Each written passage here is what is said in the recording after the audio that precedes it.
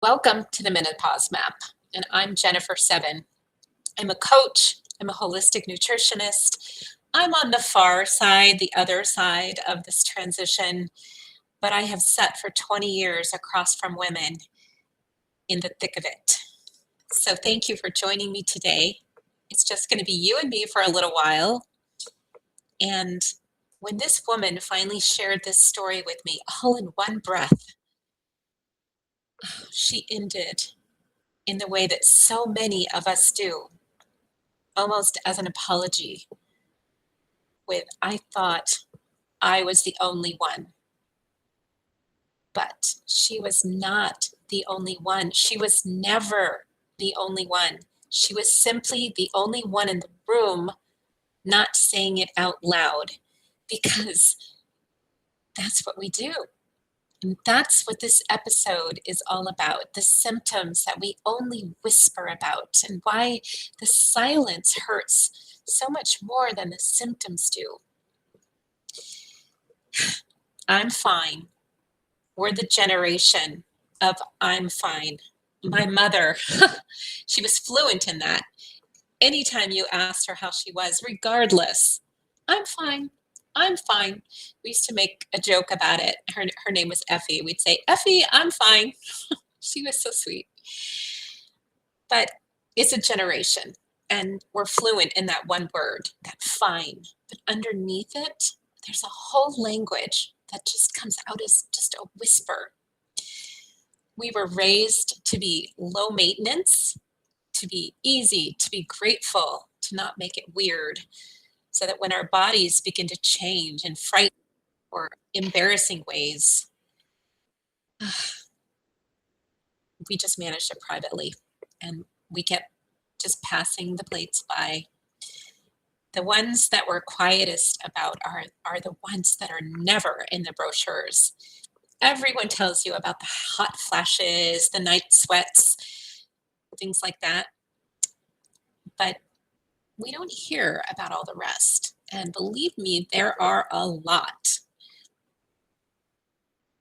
So some of the ones that we don't talk about, we never hear about, kept kind of secret. The bleeding that won't be timed or trusted. That bladder that betrays you when you laugh. The dryness that turns your intimacy into something that you actually brace for because it's painful. The libido that didn't fade, it just vanished. And then there's this rage that actually scares you. The 3 a.m. anxiety where you wake up with your heart just pounding for no reason. And then this fog, this brain fog that makes you feel like you're just losing yourself. Hear this though, for me. You are not broken. You are not alone, and you are not imagining it. Those symptoms, they're not rare. They're not shameful. They are common. They are documented. And guess what? They are shared by millions of women who are also right now saying, I'm fine. Quick little story, another story for you. Another woman, she really felt like she was becoming someone she didn't recognize, and it wasn't leaking, it was the rage. And the rage would just explode out of nowhere. It could have been as simple as someone left a dish in the sink. Maybe somebody asked a question twice, and just poof, like her fuse was just so short, so short. And then after the rage, she felt so much shame. She felt like, oh, I'm failing. A good woman, a good mother, a good wife wouldn't feel this. She felt like she was a monster, but it was a nervous system running on empty for years, with just nothing left to hold that lid on. And her husband's looking at her like, her kids are like, what? And she's like, what? But guess what? Her rage I want you to hear me on this. It's not a moral failing. It was a reading on a gauge, and the body had run out of quieter ways to be heard. Our body is begging for us to listen. The silence, the silence. The silence is the real symptom. The symptoms are hard, but the silence, it's what does the deepest damage. A symptom you can name, you can get help for it, but one that you're only whispering about, it it it's proof in your own mind that something's wrong with you, that you're the only one because no one is hearing you because you're whispering, and often only to yourself. A system, a symptom kept secret stops being a symptom. It becomes shame. And it was never your idea. We were handed it. We were handed it by a culture that makes women's bodies decorative or shameful. And we were handed it by doctors with 10 minutes and no menopause training, and by our mothers who had no language for it either. The whisper was handed down to us like an heirloom that nobody wanted. I'm fine. I'm fine. So suffering isn't a sign of your weakness, suffering quietly. It's a sign of how well you were taught by the system. I spent many years of my own midlife doing the same. It's embarrassing. It's shameful. I don't want to talk about it. I'm embarrassed to talk about it. So perhaps it's half sentences in doctor's offices because you're not quite sure you want to bring it up and you get dismissed so often. Or perhaps it's just waving it away. I'm just going to deal. I'm going to deal with it. I've worked in health for decades, and I still couldn't say the words. That's just how very strong this training is that we've been given. But who pays for it? The woman who never mentions the leaking, she never learns that it's actually common and it's treatable. The marriage that goes quietly distant because the intimacy conversation feels impossible to start. How do you have that conversation with your spouse? We're going to talk about that more on another episode. Everyone is carrying alone.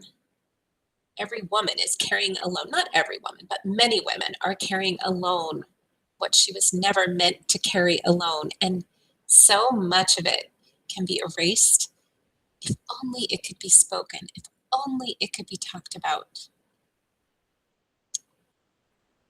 The way out isn't complicated, but it's brave.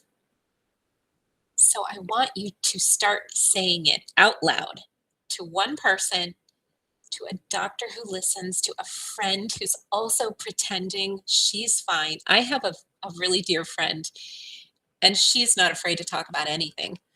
So actually, her bravery, her courage has enabled me to be able to speak out loud about these things that seem so deeply personal and intimate and shameful and embarrassing. So find that person, or maybe be brave enough to start that conversation. Because when a whisper becomes a sentence, then that shame, it has nowhere to go. It has nowhere to stand. And that symptom can finally be mapped. It can be named. It can be understood. And it can be supportive. You cannot map what you refuse to say out loud. But remember, I'm a coach. I'm not your doctor. None of this is considered medical advice. Some of these things, like bleeding that's new or unpredictable or just not right, are exactly what a doctor needs to see. The leaking is something you can talk to the doctor about. These things can be fixed. A lot of these things can be fixed. So be sure to always start with your doctor. Listening to your body isn't a replacement for care. It's often what finally sends you to get it. Let's go back. Let's go back to that first woman when she finally said it all out loud. Nothing is treated yet. Nothing has changed, but the silence. And after she spoke, I watched her shoulders drop and relax, like for the first time in months. She was releasing it and speaking it and letting it go a little bit. If every woman performing fine said the true thing instead of the easy one, this whisper would become a roar for all of us. And none of us would drive home thinking that we were the only one. What relief! We don't have to carry this burden, this shame alone. Let's build this community of women that aren't afraid to speak. Or if you are, know that there is a community for you. Your body is not betraying you by changing. It's asking you just to stop whispering. Say it out loud. Then be that woman that other women can say it to. I have a free menopause assessment for you that I will drop in the show notes, and that will help you figure out where you are on some basics. We have 5 floors. We have a sleep floor.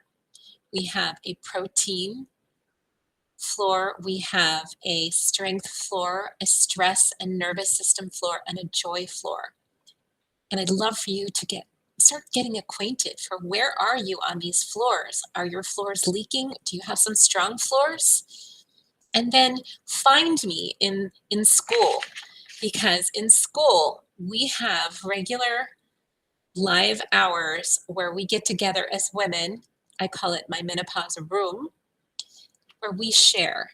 We share and we laugh and we vent and we take away the stigma from all of these embarrassing, shameful symptoms that we're living with. So come join me in the school community, and I'll drop the link for that for you as well. So you are not alone. We are here. We are building this community. Next week, we're going to talk about what happens when intimacy changes. And I hope you'll be back next week. And I just want to leave you with this final thought. I want you to stop whispering. Your body's been telling you the truth all along. It's not betraying you, and it's asking to be heard. And be the woman who can change this for your daughter and your daughter's daughter. We don't have to be fine. We just need to be heard. Thank you all so much for being here with me today. Again, I'll put the links in the show notes, and let's stop whispering all together. Thank you guys. I will see you next week.